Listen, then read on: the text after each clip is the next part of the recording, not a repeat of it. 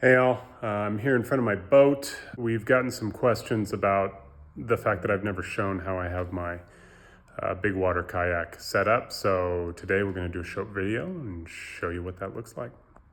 Starting off in the back, safety first. I've got my road flag. Anyway, this is the way that it gets set up before I pull her off. And I got my two large 5,000s for throwing, and then I've got my live bait rod, got my trolling rods on either side here. My Yeti, which I generally always take with me because I use it as both a cargo and cooler. I know a lot of people tend to carry multiple boxes. I don't like doing that. And so I made some components that help make this option super efficient. It's got everything I need in it. And then we developed a bracket called the Dragonfly bracket for Blind Bear Outdoors. You can see our cool little logo right here and over here. You can put on it whatever you like, but your cooler is still fully usable. With it installed, you can put your rod holders attached to it onto your cooler. And on this side, you can see I've got the Dragonfly bracket here, and I've got a little med kit just in case, dealing with hooks and things like that. Moving up the back, you'll see I've got another Dragonfly right here. This is how versatile they are. This is why I tend to have more of an advantage over most, because these are streamlined and usable. They have a little polymer screw right here. Let you pop it onto any bar or a structure that fits within an inch, and then your seat, you can see your seat operates, and you can put added accessories like rod holders. I like to put mine here, so I can take my rods out and just have them sitting directly behind me so that they're an easy grab and they stay out of the way, but I don't have to reach way back here and pull them out. All right, moving up. When she hits the water, I've got my mast up here for steady stick. I don't keep the mast in the top when I'm traveling. That goes down in the cubby. But this steady stick, I really like it. This was my first season actually trying it, and I really enjoyed the stability it gave me with this big boat out in the Pacific. If you look over here, you'll see our new Deck Max Pros. We call them the Deck Max Pro because it maximizes your deck space. See our nice logo right there. I love that logo. What we did with these is we wanted an option for the top of a kayak to have as much usable space as possible without having to drill into your boat, which you can do, but I don't want to do that. And we, on each exterior, because there's plate one and another plate on the right side, we etched measurements into the outside for you. So you can do a snapshot measurement of your fish or whatever you're pulling into the boat that you need to get some measurements on. We have 1, 2, 3, 4 track cutouts.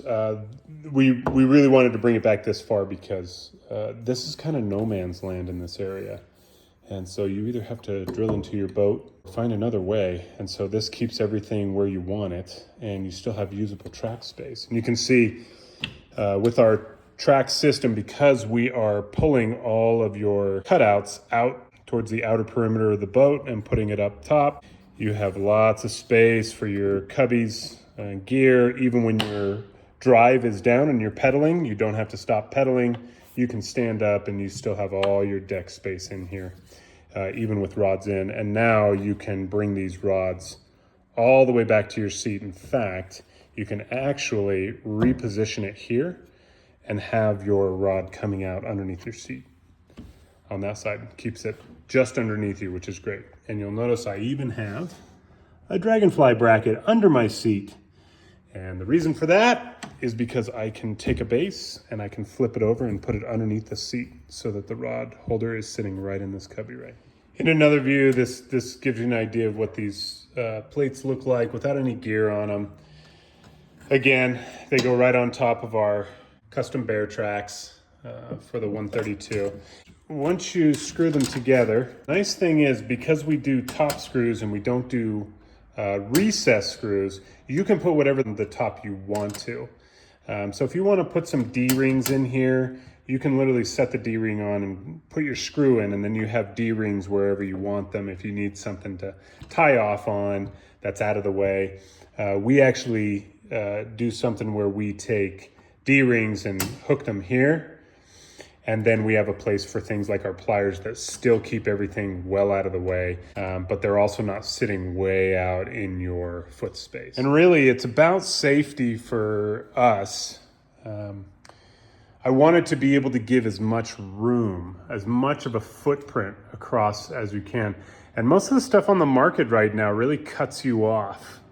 These plates come out and they have nice little screw holes in them, and they got these small options, but they do cut you off as far as movable space. So if you're standing because you're using your steady stick like this right here, or you're sight casting, or you're glassing the water to see what kind of activity you're seeing, it's safer to have more room than to have your legs cut off based on these giant plates that they're manufacturing right now. So we actually decided, hey, we want a safe place to store hooks and things. So we put these bore holes in here, which will fit any hook size, but it's a really great, fast way to bring your hook in, set your hook into them, and move on to another rod. And that is a bit about how I have my PDL 132 set up. So if you have any questions about any of the gear you see, or you want to learn more, you can go on blindbearoutdoors.com or click on the link to learn even more.